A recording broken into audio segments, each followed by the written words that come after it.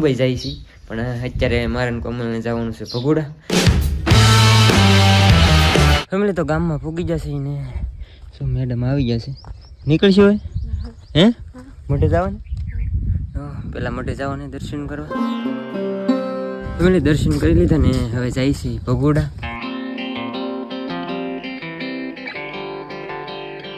Family તો અત્યારે પૂગી જશે ભગોડા. તો શ્રીફળ ને એવું લઈ લીધું છે મેડમ. દર્શન કરી લઈ, શ્રીફળ વધરી નાખી. ફેમિલી દર્શન કરી લીધા ને હવે મેડમ ને લેવાનું છે, લઈ લઈ પછી આવ્યું છે ઉપર દર્શન કરવા.